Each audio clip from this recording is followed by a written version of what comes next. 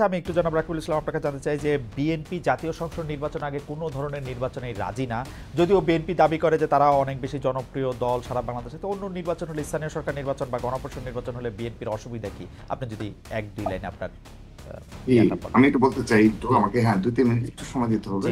2 minute. তো খালিদ ভাই, আপনি আমাদের যে পুলিশ প্রশাসনের যে অবস্থা, কি অবস্থায় রয়েছে সেগুলো সকলের বক্তব্য স্পষ্ট, বিশেষ করে হানান মাসুদ সহ আমরা যারা রয়েছে সবাই আমরা অবগত রয়েছে।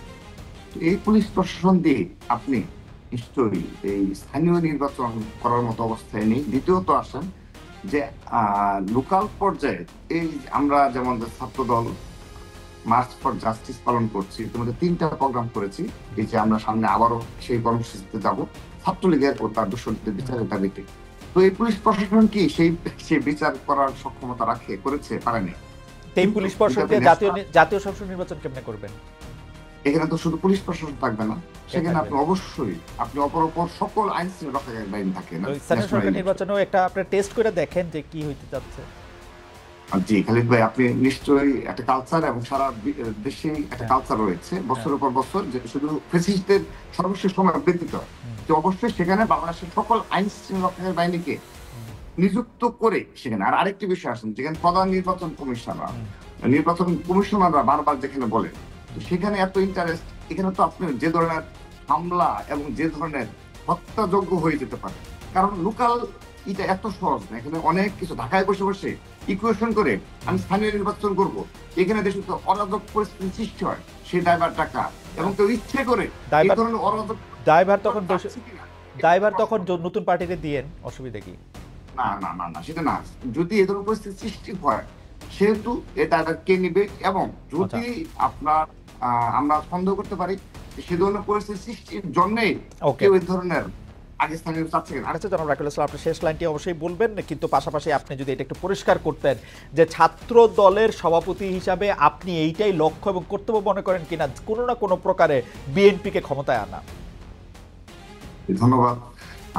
আমার মনে হয় সর্বশেষ যে জুলাই আগস্ট আন্দোলনের পরবর্তীতে কিংবা আগেও এই কমিটি, আমাদের কমিটি হয়েছে, তাদের অ্যাক্টিভিটিস দেখবেন, আমরা সেই প্রক্রিয়ায় নিয়ে আমরা বিএনপির কোনো কর্মসূচি রিলেটেড কোনো কর্মসূচিতে ওই ধরনের কোনো কর্মসূচি প্রণয়ন করিনি। আমরা সরাসরি শুধুমাত্র সারা দেশে শিক্ষা প্রতিষ্ঠানগুলোতে যে ধরনের প্রজন্ম বদলের এবং ছাত্র রাজনীতি গুণগত পরিবর্তনের ছাত্র রাজনীতি উপহার দেওয়া যায়, সেই রাজনীতিতে আমরা রয়েছি। কিন্তু আপনি তো পুরো পলিটিক্সটাই করতেছেন বেগম জিয়া এবং তারেক সাহেবের নামে।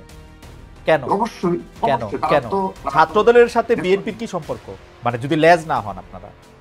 না, আমরা তো সহযোগী সংগঠনের, আমাদের লিখিত আমরা সহযোগী সংগঠন। সেইটা আপনি ঠিক মনে করেন কিনা, যে সেইটা ঠিক মনে করেন? বাংলাদেশের এই যে নতুন যে ছাত্র সংগঠন হলো কিংবা সর্বশেষ আরেকটি ছাত্র সংগঠন রয়েছে, তারা প্রতিদিন ব্যাখ্যা দিয়ে বোঝায় যে তারা তাদের সাধারণ সংগঠনের কোনো সহযোগী সংগঠন না।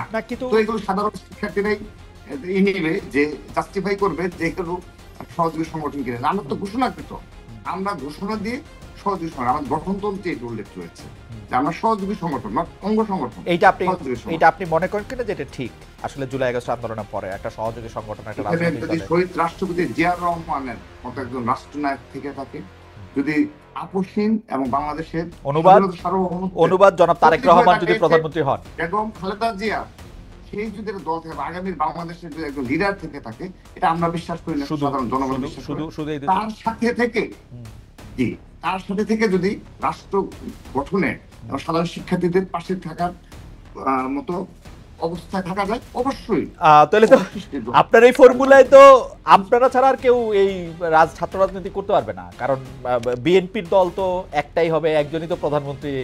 এখন যদি সাধারণ শিক্ষার্থীরা আমাদের পতাকা তলে আসে, আমরা কি বাংলাদেশে এখন কোথাও এই কালচার রয়েছে আমরা জোর জবরদস্তি করে মিছিলে, মিটিং এ কিংবা আমাদের পতাকা তলে নিয়ে আসছি? এখন যদি সেই মিছিল বড় হয়, দীর্ঘতর হয়, তাহলে আমরা বলবো যে না ভাই। আমার মনে হয় যে আজকে রাকিবুল ইসলাম আপনিও আসলে অনেকগুলি বিষয়ে খুব খোলাখুলি উত্তর দিয়েছেন, কিন্তু আমি যেটি বলতে চাই, আমরা 30 সেকেন্ড, আমি ছাত্র সংগঠন হিসাবে আমি সত্যি ঐক্যে বিশ্বাসী। আমরা বৃহত্তর ঐক্য নিয়ে জুলাই আগস্টের ঐক্যকে বজায় রাখবো, এবং আমি কথা দিচ্ছি ছাত্রদল অবশ্যই প্রজন্ম বদলের ছাত্র রাজনীতি উপহার দেবে। ছাত্র রাজনীতি যে গুণগত পরিবর্তন, ছাত্র রাজনীতি সেটা তখনই হবে আপনি যখন বিএনপিকে ক্ষমতা না আসতে যাবেন। রাকিব, আপনি যখন বলবেন আপনি ইন্ডিভিজুয়াল, আমি খালি ছাত্রদের ইয়ে দিয়ে কথা বলি, আমার আদর্শ জিয়াউর রহমান, এটা আপনি বলতে পারবেন, কিন্তু আপনি বিএনপির ক্ষমতায় আসেন, তারেক জিয়াকে ভোট দেন, এটা বললে আপনার ছাত্র সংগঠন থাকেন না। বক্তব্যে না না, আমরা তো আমরা ক্যাম্পাস করতে সারা শিক্ষার্থীদের at the end of the day আপনারা ধানের শেষে ভোট চান। রাকিব এটা তারেক সাহেবের সাথে আলোচনা করে আপনারা এটা থেকে আলাদা হন, সহযোগী সংগঠন থাকেন, আপনারা একই আদর্শে থাকেন, কিন্তু এটা স্টুডেন্ট উইং হন।